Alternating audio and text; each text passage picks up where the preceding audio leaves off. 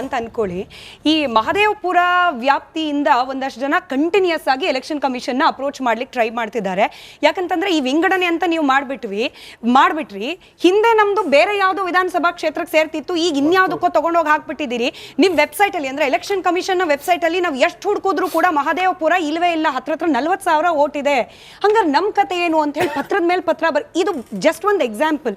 ಈ ರೀತಿ ಸಾಕಷ್ಟು ಕಡೆ ಆಗಿದೆ ಅಂತ ಹೇಳಿ ನಿಮ್ ಗಮನಕ್ಕೂ ಬಂದಿರಬಹುದು. ಇದನ್ನ ಖಂಡಿತವಾಗ್ಲು ನಾವು ಕೂಡ ಫೀಲ್ಡ್ ನಲ್ಲಿ ಕೆಲಸ ಮಾಡ್ತಿರೋದ್ರಿಂದಾಗಿ 2004 ಅಲ್ಲಿ ಡಿಲಿಮಿಟೇಷನ್ ಆಗುತ್ತೆ. ಅದಾದ ನಂತರದಿಂದ ಈ ಒಂದು ಕನ್ಫ್ಯೂಷನ್ ಇದೆ. ಹಂಗಾಗಿ ಬಟ್ ಸರ್ ಇದಕ್ಕೆ ಚೆನ್ನಾಗಿ ಪೀಠಿಕೆನ್ ಹಾಕಿದ್ದಾರೆ. ಇಲ್ಲೇನಾಗ್ತಾ ಇದೆ ಅಂತ ಹೇಳಿದ್ರೆ ಬರೀ ಮಹದೇವಪುರ ಕಾನ್ಸ್ಟಿಟ್ಯೂನ್ಸಿ ಮಾತ್ರ ಅಲ್ಲ, ಬೆಂಗಳೂರು ಅರ್ಬನ್ನಲ್ಲಿ ಸಿಕ್ಕಾಪಟ್ಟೆ ಜನ ಈ ಕನ್ಫ್ಯೂಷನಲ್ಲಿ ಇದ್ದಾರೆ. ಅದಕ್ಕೋಸ್ಕರನೇ ಇವತ್ತು 95% ನಾವು ಅಚೀವ್ ಮಾಡಿದ್ವಿ ಎನ್ಯುಮರೇಷನ್ ಫಾರ್ಮನ್ನು ಕೊಡಲಿಕ್ಕೆ ಅಂತ ಹೇಳ್ಬಿಟ್ಟು ಇವ್ರು ಹೇಳ್ತಾ ಇದ್ದಾರೆ ಚುನಾವಣಾ ಆಯೋಗದವರು. ಆದರೆ ಬೆಂಗಳೂರಿನಲ್ಲಿ 62% ದಾಟಕ್ಕೆ ಸಾಧ್ಯ ಆಗ್ತಾ ಇಲ್ಲ. ಭಾಳ ದಿನದಿಂದನೂ ಕೂಡ 40, 50, 60 ಇದೆ. ಯಾಕೆ ಅಂತ ಹೇಳಿದ್ರೆ ಈ ಗೊಂದಲ ಇದೆ. ಇಷ್ಟು ಮಾತ್ರ ಅಲ್ಲ, ನಾವಿಲ್ಲಿ ಈ ಸ್ಟುಡಿಯೋದಲ್ಲಿ ಕೂತಿರುವಂಥ ಗುರಪ್ಪ ಗಾರ್ಡನ್ನ ಏರಿಯಾವನ್ನೇ ನೀವು ತಗೊಂಡ್ರೆ ಅಲ್ಲಿರೋರ್ಗು ಕೂಡ ಈ ಥರದೊಂದು ಪರಿಸ್ಥಿತಿ ತುಂಬ ಕೆಟ್ಟದಾಗಿದೆ. ಇಲ್ಲಿ ಹುಡುಕ್ಬೇಕು ಅಂತ ಹೇಳಿದ್ರೆ ಏನಾಗ್ತಾ ಇದೆ, 2002ರ ಮತದಾರರ ಪಟ್ಟಿಯನ್ನು ಕನ್ನಡದಲ್ಲಿ ಮಾಡಲಾಗಿದೆ. ನಾವು 2002ರ ಮತದಾರರ ಪಟ್ಟಿಯನ್ನು ಹುಡುಕಬೇಕು ಅಂತ ಅಂದಾಗ ಕನ್ನಡದಲ್ಲಿ ಹೇಗಿದೆಯೋ ಹಾಗೆ ಟೈಪ್ ಮಾಡಬೇಕಾಗತ್ತೆ. ಅದಕ್ಕೆ ನಿಮ್ಮ ಹತ್ರ ಎಲ್ಲ ಕನ್ನಡ ಕೀಬೋರ್ಡ್ ಇರಬೇಕಾಗತ್ತೆ. ನೀವು ಇಂಗ್ಲೀಷಲ್ಲಿ ಅಕಸ್ಮಾತ್ ಏನಾದ್ರು ಟೈಪ್ ಮಾಡಿದ್ರೆ, ಉದಾಹರಣೆಗೆ ಮೊನ್ನೆ ನಾನು ಶೋಭಾ ಅನ್ನೋದು ಹುಡುಕ್ತಾ ಇದ್ದೆ. ಶೋಭಾ ಅಂತ ಹುಡುಕ್ತಾ ಇದ್ದಾಗ ನಿಮಗೆಲ್ಲ ಶುಭ ಅಂತಾನೆ ತೋರಿಸ್ತಾ ಇದೆ. ನೀವು ಇಂಗ್ಲೀಷ್ನಲ್ಲಿ ಶೋಭಾ ಅಂತ ಟೈಪ್ ಮಾಡಿದ್ರೆ ಕನ್ನಡದ ಎಲ್ಲ ಶುಭ ಹೆಸರುಗಳು ತೋರಿಸ್ತದೆ, ಶೋಭಾ ಹೆಸರು ತೋರಿಸಲ್ಲ.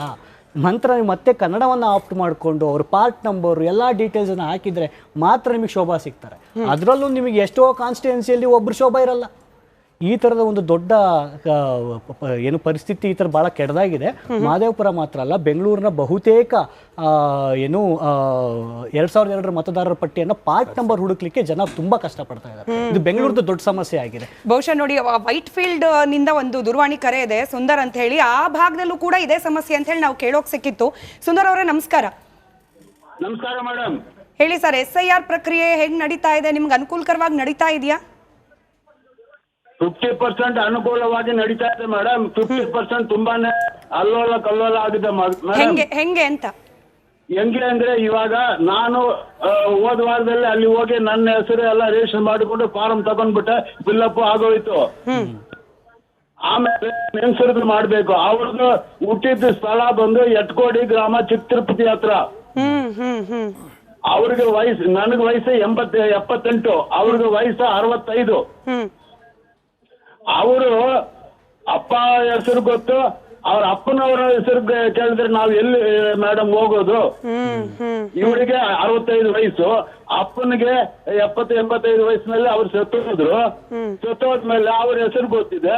ಅವರದ್ದಿಂದ ಮುತ್ತ ತಾತನ ಹೆಸರು ಕೇಳಂದ್ರೆ ಕೊಡು ಅಂದ್ರೆ ನಾವು ಎಲ್ಲಿ ಹೋಗಿ ಕೊಡೋದು ಮೇಡಮ್? ಸರ್, ಒಂದ್ ಚಿಕ್ಕ ಅನುಮಾನ ಸುಂದರ್ ಸರ್, ನೀವ್ ಹೇಳಿದ್ರಿ ಹೋಗಿ ಫಾರ್ಮ್ ಇಸ್ಕೊಂಡು ಫಿಲ್ಅಪ್ ಮಾಡಿ ಬಂದೆ ಅಂತ. ಅಂದ್ರೆ ನೀವು ಹೋಗಿ ಇಸ್ಕೊಂಡ್ ಬಂದ್ರೆ ನಿಮ್ ಮನೆಗ್ ಬಂದಿದ್ರ? ಮನೆಗೂ ಬಂದಿದ್ದಾರೆ. ಮನೆಗೆ ಬಂದು ಎಲ್ಲ ನಾನು ಕೆಲ್ಸಕ್ಕೆ ಹೋಗಿದ್ದಾರೆ ನಮ್ಮ ಹೆಂಗಸರು. ನಾನೇ ಫಿಲ್ಅಪ್ ಮಾಡ್ಕೊಡ್ತೇನೆ ಅಂದ್ರೆ, ನೀವು ಆಫೀಸ್ ಬಂದು ಫಿಲ್ಅಪ್ ಮಾಡಿ, ನಾವು ಫಿಲ್ಅಪ್ ಮಾಡ್ತೇನೆ, ನೀವು ತಪ್ಪಾಗಿ ಫಿಲ್ಅಪ್ ಮಾಡ್ಬಿಟ್ರೆ ಬೇರೆ ಫಾರಂ ಕೊಡಕ್ಕಿಲ್ಲ ನಿಮ್ಗೆ.